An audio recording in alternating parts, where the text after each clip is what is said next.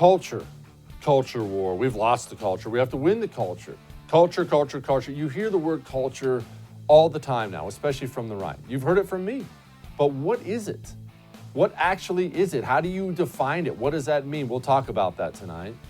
We'll talk about more unsurprising Cuomo corruption and why you need to move. And finally, is the vice president okay? All that's coming up right now on I'm Right.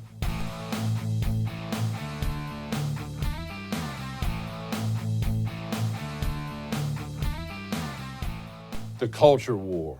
We have to win the culture war. We've lost the culture. We need the culture back. We have the culture. Culture matters. Culture doesn't matter. Culture, culture, culture. That is the buzzword of buzzwords. And I'm not pointing fingers. I've used it myself about 10,000 times because I say it's pretty much the only thing that matters. What you don't hear often, though, is what actually is it? What is culture? What does culture mean? Well, I'll put it to you this way. I got an email yesterday, an email from actually a fan of mine in Switzerland. Lady homeschools her kids, husband, she's a farm family in Switzerland. I know, who knew? But she goes into how insane people in Switzerland think Donald Trump was and how incredibly sane and successful and awesome people think Joe Biden is in Switzerland. Why? Well, she goes into it in detail. Every single thing they turn on over there is a story about that crazy Trump, evil Trump, fascist Trump, Nazi Trump, Trump. Trump's the enemy. Joe Biden, well, look at this saintly, reasonable statesman out there. Now, what I'm talking to you about is culture. It's actually not about Donald Trump or Joe Biden. We're not really going into those things tonight. But that is culture. Culture is what your eyes see and your ears hear, and it's what you're watching, what you're listening to. What is it telling you? What is it telling you about right and wrong? What is good? What is bad? When I was a child, there was this thing called TGIF. Thank God it's Fridays. I think it was on ABC. I may have that wrong. But on Friday nights, my parents would have a bunch of my family members over, and all the cousins would come over to my house. You know what we would do when we were done running around outside, playing tag and doing all the crazy things kids did back then? We would go downstairs, and we would watch Full House and Family Matters every single night. Full House was that show with the three dads trying to raise the girls the right way. Family Matters was that show where the dad was the cop and they had the kids and always trying to teach them right and wrong and life lessons and things like that. You just did that back then. And you could do that back then as a parent. You could send your child downstairs to watch Full House and Family Matters. Why? Well, they're going to go down and they're going to learn the right things about right and wrong. Stealing, friends, bullying, gossip. They're just basics about that. You put your kid in front of Friday TV now? Friday night, you're going to put your kid in front of ABC, NBC, CBS, Fox? Are you? Are you really? Have you seen what's on TV now? No, you're not going to because the culture has shifted. The culture is your window into what you're seeing, and it is distorted, and sometimes it's a complete alternate reality. How alternate is that reality? Well, how many millions of Americans are still out there driving around right now in a car by themselves with a face mask on? How many? However you feel about masks, explain the science behind driving around by yourself with a face mask on. How many Americans out there right now, how many millions of Americans out there right now believe cops are hunting down black men for their skin color in this country? How many genuinely believe that? We don't have a single statistic that proves that, but how many genuinely believe that? Okay, lots. Let's just agree, lots. Why do they believe that? Because that's what their eyes have seen and that's what their ears have heard. That's culture. That is culture.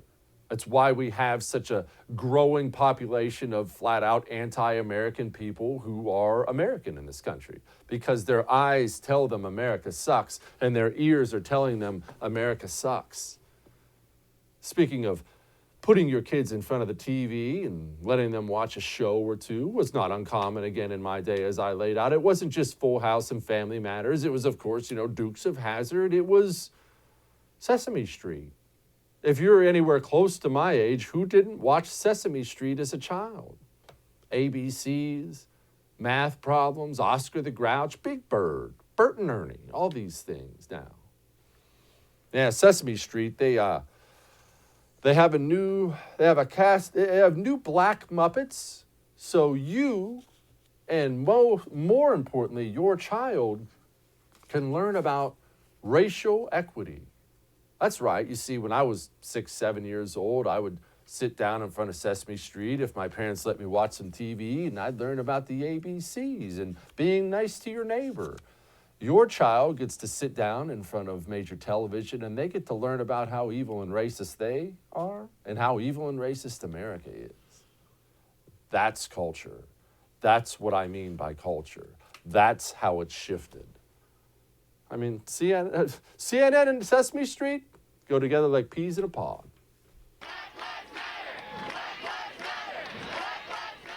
Daddy, Elmo doesn't understand.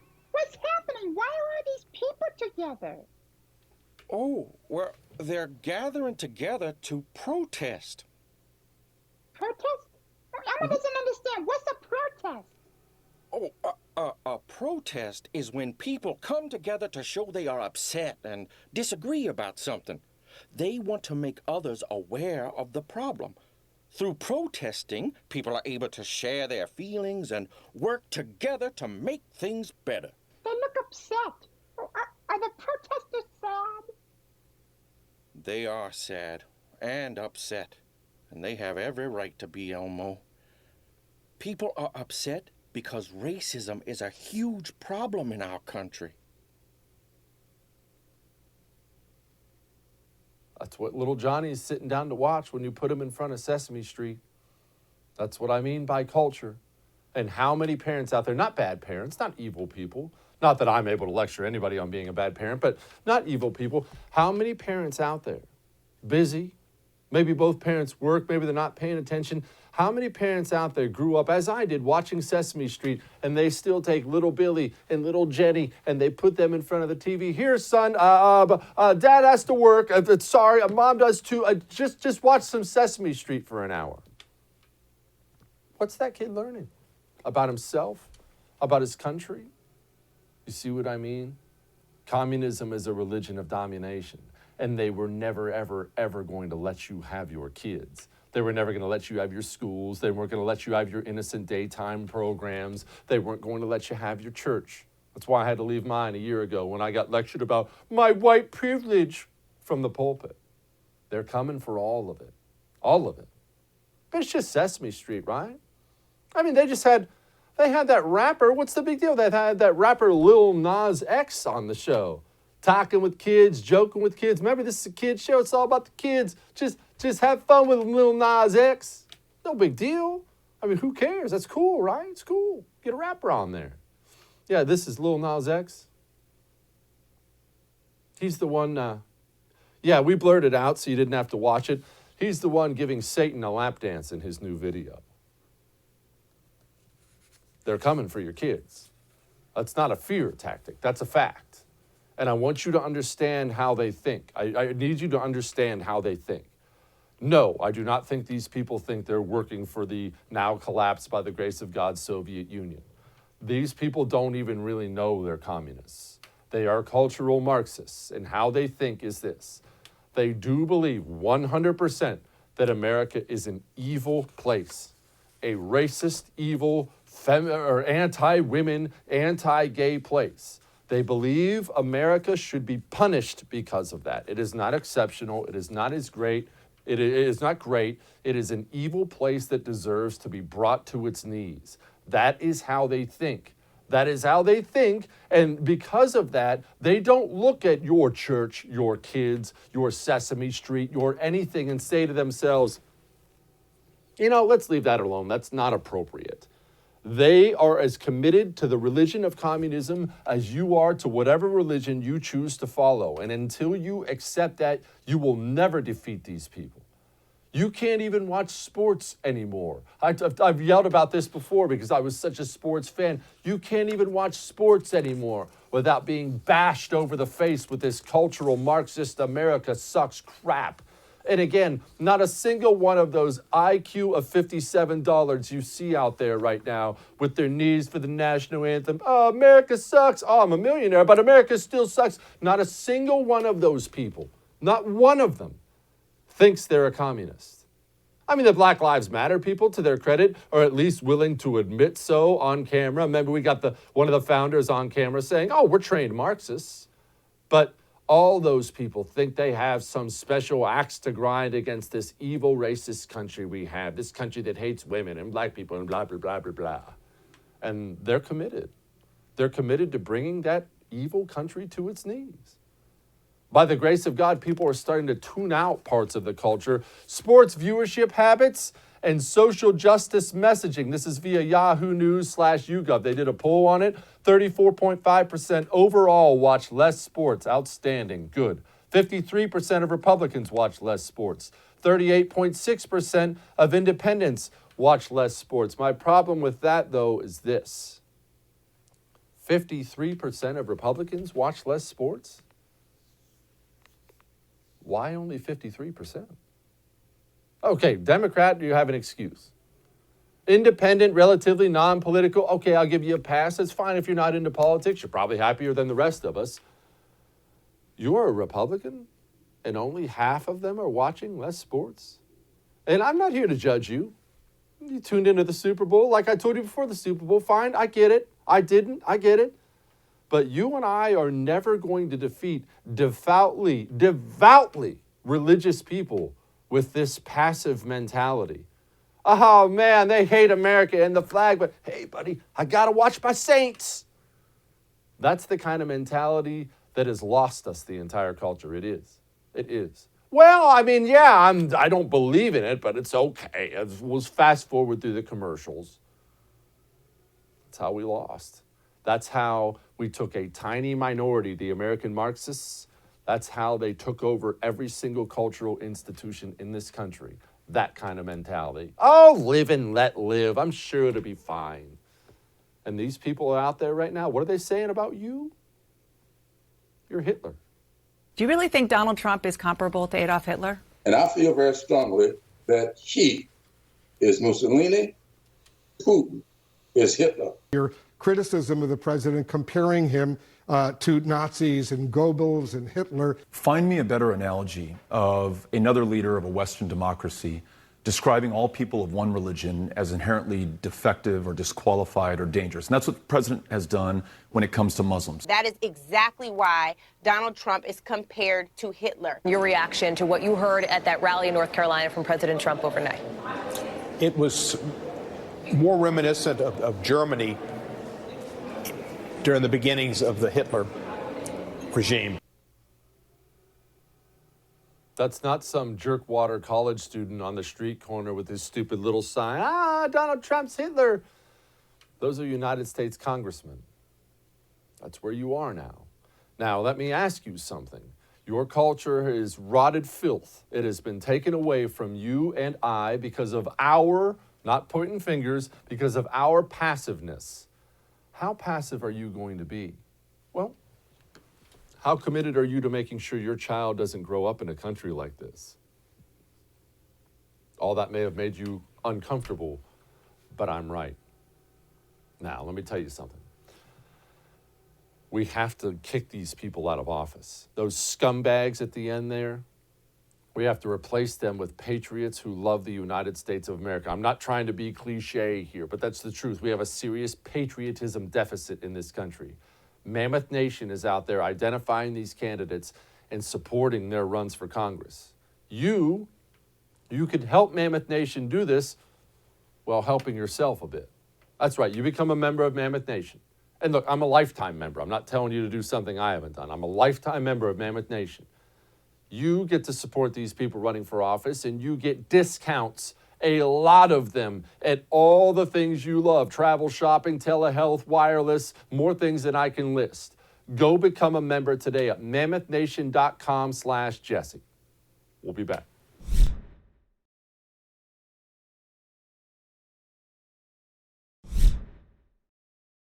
I'm going to tell you something, and I mean this, all right? I want you to understand something. I'm going to talk about my favorite thing in the world, me. I have moved all over the country. It's just how my life turned out that way. I have lived in Ohio, Montana, California for a long time, Arizona, Washington, D.C., multiple places in Texas. I've moved all over the United States of America. And I'm going to tell you something, and I mean it. I cannot explain to you how much better it is when you leave a blue area and go to a red area. When you leave an area where you are surrounded by people who don't share your values, and you get to an area where people do share your values. It's the little experiences you have all day, every day that make your quality of life light years better. I am so committed to this concept that I packed up my entire family and moved from Washington, D.C. to the suburbs of Texas without a job, just so I could live around the culture I wanted to live around. I know it's not possible for everybody. I'm telling you right now, if it's possible, do it. Because if you don't do it, well, the states are going hard left too. Even left states are going hard left. And you know what it's like to live under corruption like that? To have a scumbag governor and scumbag mayor and everybody's dirty leftist scum? It's awful. Have you seen this? Have you seen this stuff? The New York State Department of Health, they have a man named Howard Zucker, and he's a special, you know what? Here, play it. What are my options here? And if you stood in my shoes, there are a handful of options. And I'm sure Beth can speak to this more. There's the options of fines, there's the options of enforcement, there's the options of shaming everyone and saying, I can't believe these people aren't doing this.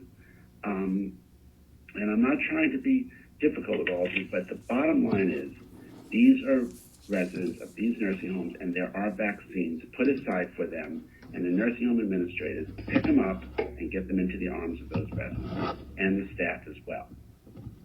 And anything shy of that is just irresponsible. But setting that aside,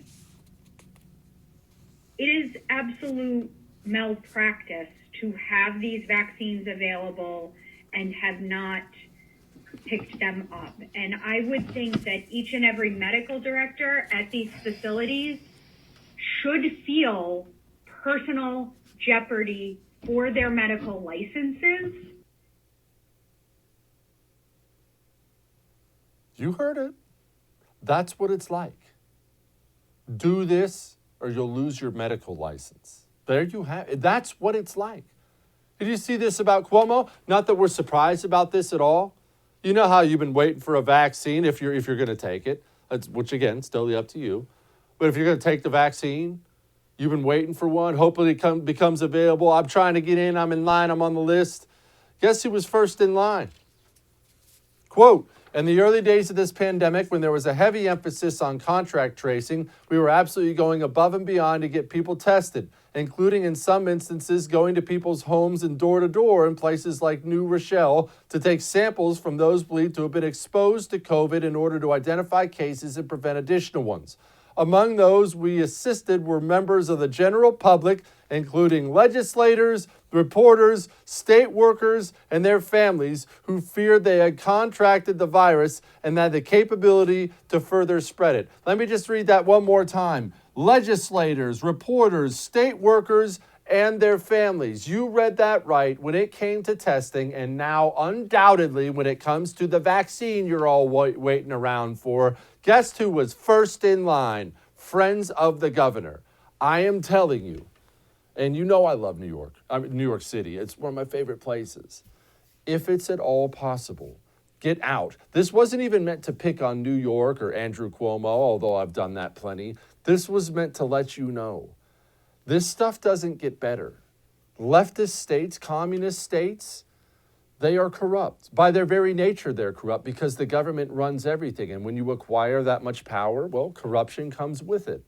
Get out and get to a red state. Life is better. I promise you. Life is better. All right. I know that home title theft is not exactly one of those things that's on the top of your mind. But think about this. Think about how often you hear about credit card theft and credit card protection. You got to guard those credit cards. You got to do this for your credit cards. Be careful of credit card theft. Well, I've had my credit card number stolen multiple times. Guess how much money it has cost me? Nothing. Not a single penny. Why? Because everyone who's ever experienced this knows if your credit card company is worth anything, you pick up the phone and say, yeah, my credit card got stolen. I didn't do this, this, and this. And you know what they say every single time? Oh, okay, we'll take those charges off and mail you a new card. Thank you. That's not ruining lives. Home title theft is ruining lives. And you're not picking up the phone and telling that lending institution, oh, hey, I didn't take the loan out. You want to take that off? That ain't how it works, Jack. You're either going to be evicted from your home or you're going to spend tens of thousands of dollars in legal fees getting this thing unwound. Or you can just go get Home Title Lock. They'll shut it down right away. Go to HomeTitleLock.com. Use the promo code RADIO. That'll get you 30 days for free. We'll be back.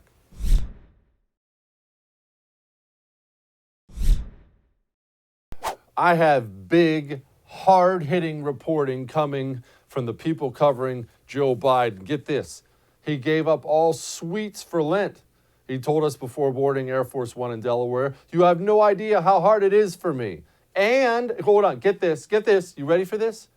He misses ice cream. Joining me now to talk about this hard-hitting journalism and other things is Ken LaCourt, founder of the Media Action Network. Ken, can you believe this bombshell coming out of the White House today?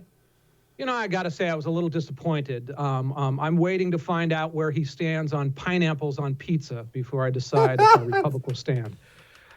Yes, of course we can believe it. You and I, we predicted it. We're like, these people are going to go from rabid attack animals to the biggest bunch of lapdogs you've ever seen.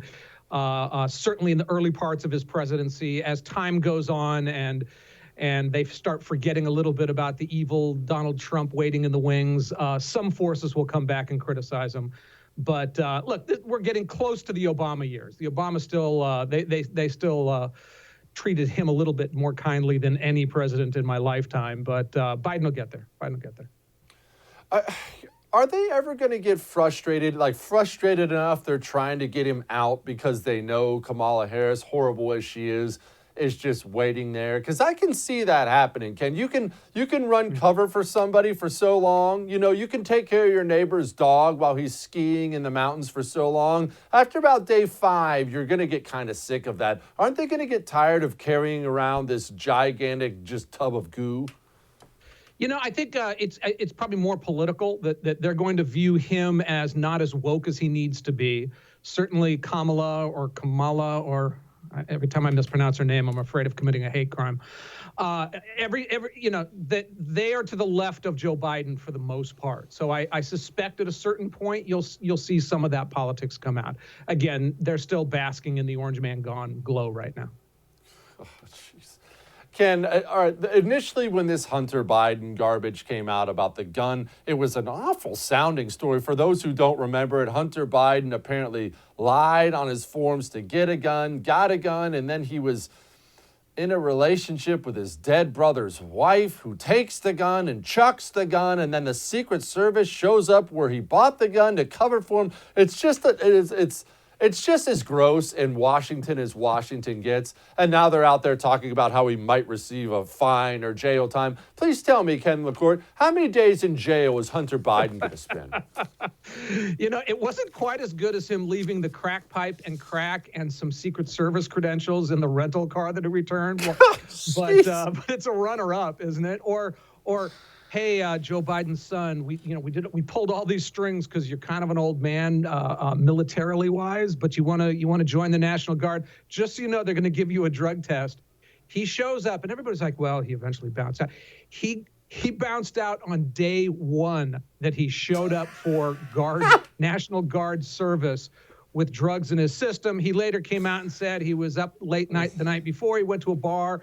Somebody gave him a cigarette, and maybe that was laced with coke, because that always happens to me. Happens all the time to me.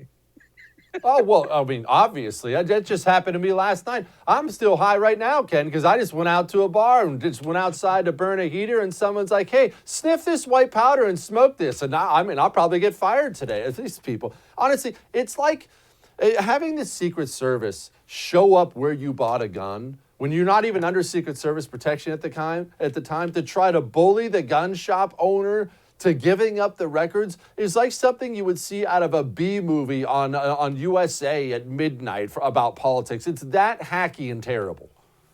He's the Billy Carter of this generation. He's even worse. He's even worse than poor Billy. He was just a drunk.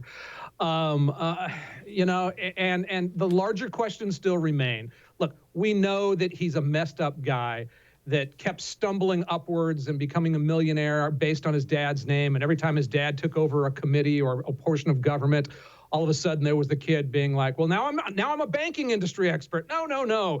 Now I'm all about Chinese foreign currency. I mean, that's kind of how the way Washington works. And he's probably one of the more obscene examples of that. I still think that there needs to be a serious look into what the family knew, what Joe Biden did or didn't do on behalf of his idiot son, especially when it, still back to the Burisma stuff. I mean, that was awful. It was a manipulation of U.S. foreign power. If there's any truth to all of the smoke that's out there, which hasn't yet been proven, but it's a lot of smoke with a smoky guy. Ken, you are a wealth of information when it comes to this stuff, and obviously you're somebody who takes your profession very seriously. One of the more serious people I know as far as dotting the I's and crossing the T's. So let me ask you this. What do you believe his father's involvement was in all this garbage? I'm not asking you to prove it in a court of law. What do you believe? Sure. The primary one that, again, I can't prove, but the government's not looking into it, is that when this it wasn't a fly-by-night company, when this Burisma, which was built, literally it was a company built on a government official selling the natural gas rights of the country to himself. Via shell companies in Cyprus. And when everybody was turning on that guy, probably justifiably so, he hired on Hunter Biden and a bunch of DC insiders. And a matter of weeks later, Joe Biden was representing the United States as vice president and demanding this guy step down. All in the name of anti-corruption, of course. And he would, no, that was the opposite that my son would work. I don't believe that he didn't know that. Until I see both of them on a lie detector test. Well, not the kid, but Joe doesn't remember anymore. So I guess that's kind of stupid to say. But that was very likely a perversion of U.S. foreign policy. Oh, and then not for nothing, when Trump was like, hey, we got to look into this stuff, and calls them up and is like, what was going on there? Look into this. He gets impeached for it. He couldn't write this crap. It's just unbelievable. Well, I don't know if you saw, Ken, but the AP, the Associated Press, they have some new instructions for their reporters. Just our journalists, they're out there looking out for us. They are basically the defenders of democracy. Quote, we should avoid or at least be highly cautious about referring to the present situation as a crisis on our own. Although we may quote others using that language, they're, of course, referring to the absolute crisis on the border. My question is similar to the first one, though. How long can the media cover up what's happening down there? Because, Ken, I'm sure you've heard it's really bad. Yeah, it's a fair question. I mean, look, they're closing down the convention center in San Diego and putting refugees coming up. Because, look, if I was a refugee, it's like, hey, the guy who hates me and wanted to throw me in jail if I came to the border got unelected, maybe. And the guy who says everything's cool is running the White House. What would you do if you had a family? I would have so been inside the United States, clicking across the border. You live in Honduras, or you live in one of those camps with the little tinfoil on it for a little bit, and then get into the United States, and then have the Democrats courting you until you become a citizen so you can vote for them. That's better than living in Honduras. I've been to Honduras. Ken, let me ask you, there's a lot of talk on the right. We hear this all the time. There's talk on the right about Joe Biden is doing this on purpose. The Democrats are doing this on purpose so then they can pass a gigantic amnesty bill and hand every one of these guys a voting card and Democrats will be elected. until the end of time. While I certainly think they would want to do that, is that something that's even vaguely realistic or possible? I think that both of those things are true. I'm just not sure if they're linked. In other words, their permissive attitude and them saying, hey, come on in, what the hell? They spent months on the campaign trail saying that they would never put kids in jails, that they would never do these things, that they would stop deportations. I mean, they sent all of the signals. And then clearly the Democratic Party knows that every illegal person coming up from the South, they have a 80% chance of converting into a Democratic voter at some point in the future. I mean, how many people have we mass deported from the United States in, I don't know, the last 100 years, let's say? Not too many. So I think that both of those things exist. I just don't think that they're playing 4D chess and really link those two things necessarily. Ken LaCourt, everybody. Thank you, Ken. I appreciate you, brother. Thanks, Dick. Always fun. All right. I'm not going to point any fingers. You know I don't do that. But I'm going to tell you this. I know what it's like to quit dipping. I dipped tobacco for years. And I genuinely mean that. I don't mean I had one at a party. Years and years and years and years. I was dipping before I joined the Marines. And Lord knows that number did not go down while I was in the Marines. And then after the Marines, I loved it. I never even got to a place where I thought to myself, I don't like this anymore. I always liked it. And so because I was that guy, and maybe you're that guy, I needed help, like real help to quit. No, I'm not talking rehab center help. I needed some way to transition my way off it. I tried gum. I tried that stupid patch. I tried all of it. Jake's Mint Chew is what actually works. It's tobacco-free and it's nicotine-free. So as you're transitioning off it, you're not staying on it, really. It's also sugar-free. And they have 11 different flavors of long cut, so you can try them all and figure out which one works best for you. And they have CBD pouches. I'll be honest with you, I didn't see this coming. Even people who are quitting smoking have emailed me saying, hey, I use these CBD pouches at home. I use these CBD pouches at work. They take the edge off and they help me quit. Go to jakesmintchew.com. When you do that, use the promo code Jesse, that's Jesse, get 20% off. We'll be back.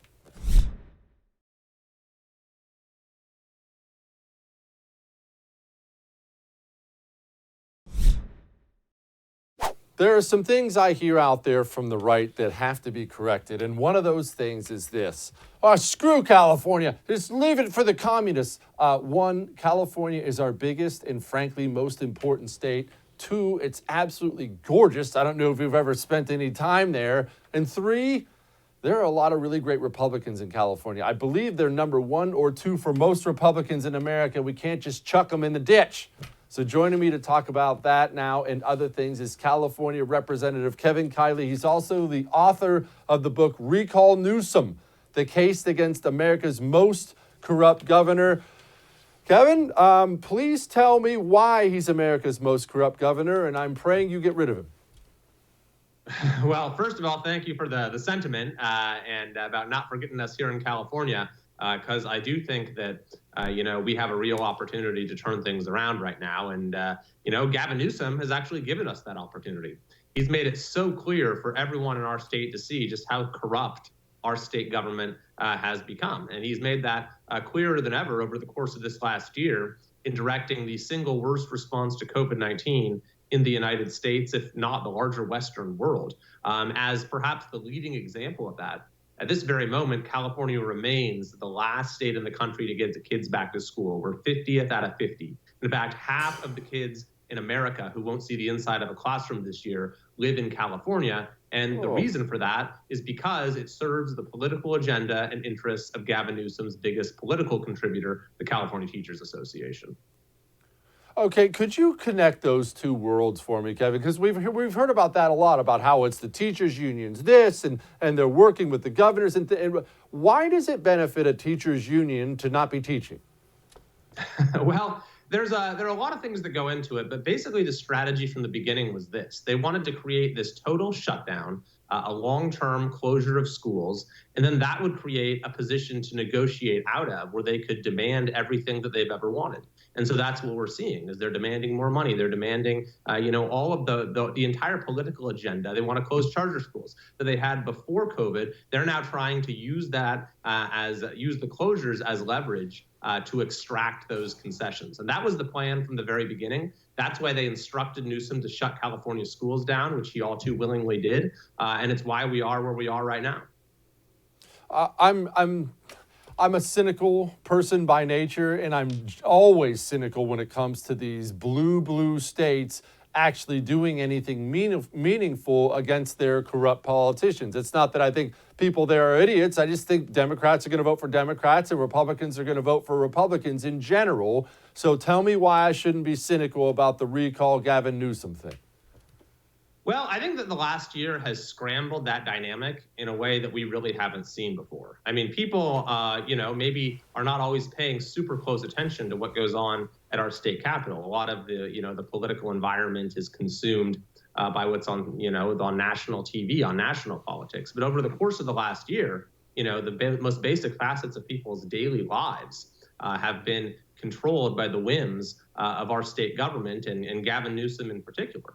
And so that's given people, I think, a window into all that is wrong with our state government, into the corruption that has been causing California's decline for a long time and has brought that decline into a total free fall over the course of this last year. So when you look at who's supporting the recall of Newsom, hundreds of thousands of Democrats and independents signed the recall petition. A recent poll showed that over 50% of Democrats and independents would be open to ousting Newsom in the recall. And so I think that right now, with the public very engaged, incredibly dissatisfied, angry about what's been done to them, to their kids, to their communities, this is a moment where you can have a major political realignment.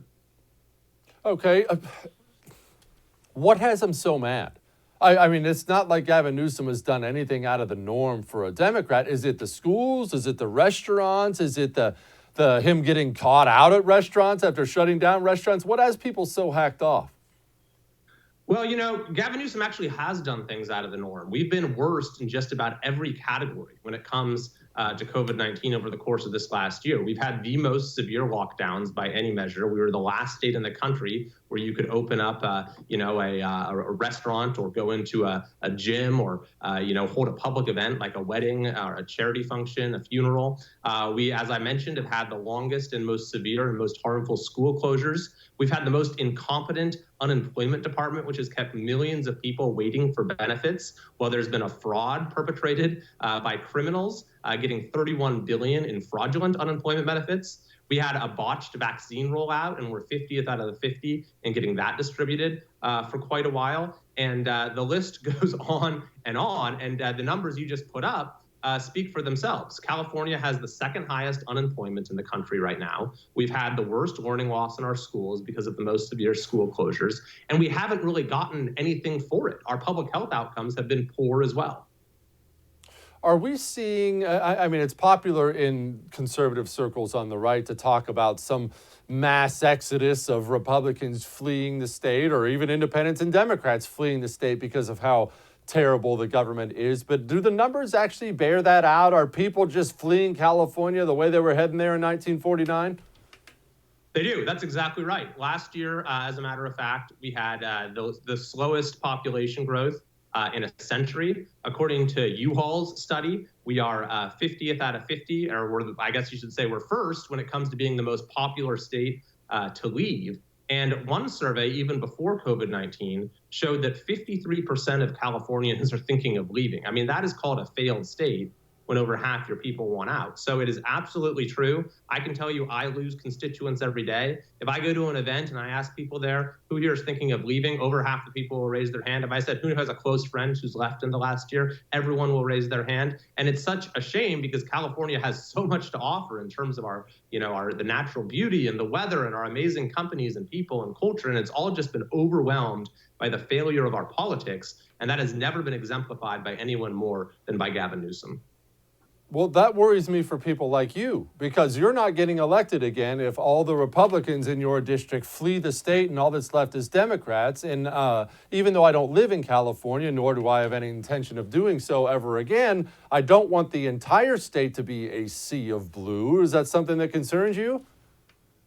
Well, it does to some extent, but I'll say the exodus is not merely a Republican phenomenon. I mean, you see people of all, backgrounds, all walks of life, all party affiliations, all income levels who just struggle to get by in California, who can't get a decent education for their kids or can't afford to live here. I mean, California has the highest poverty rate in the United States. We have the second highest inequality in the United States. And it's because of corrupt policies that, again, Gavin Newsom epitomizes, that have ritually awarded special interest groups in California, will make it incredibly difficult for ordinary Californians to get by.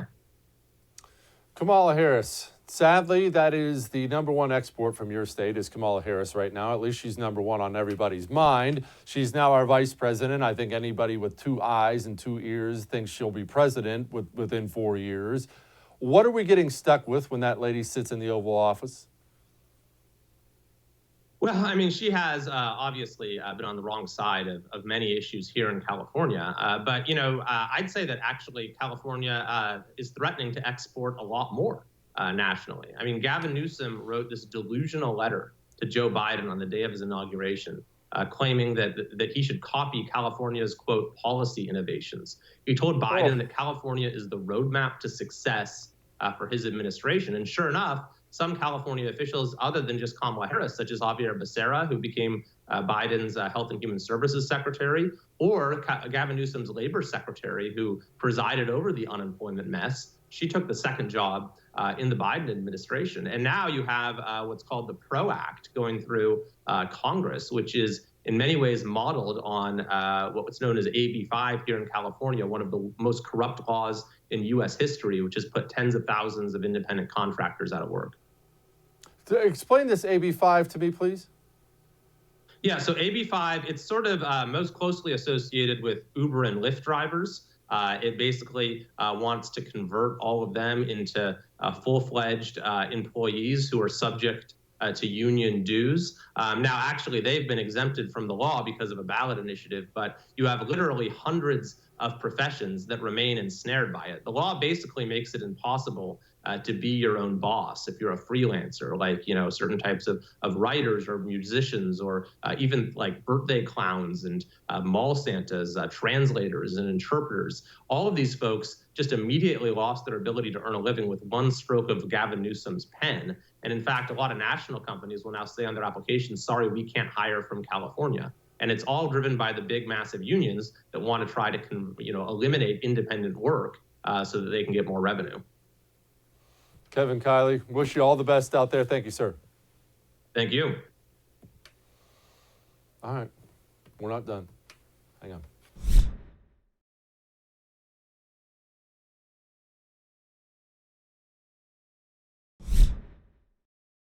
Is the vice president okay?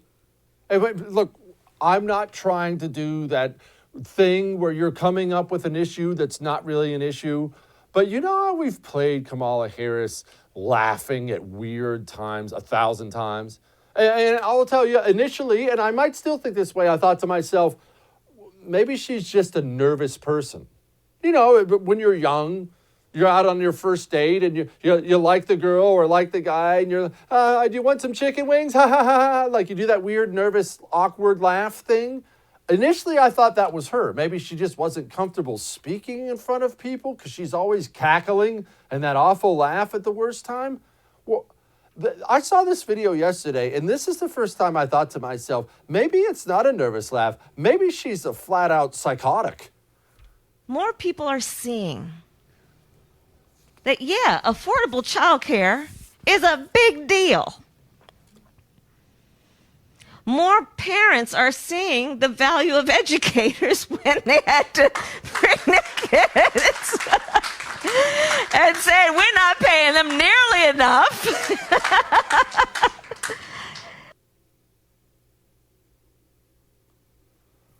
All right.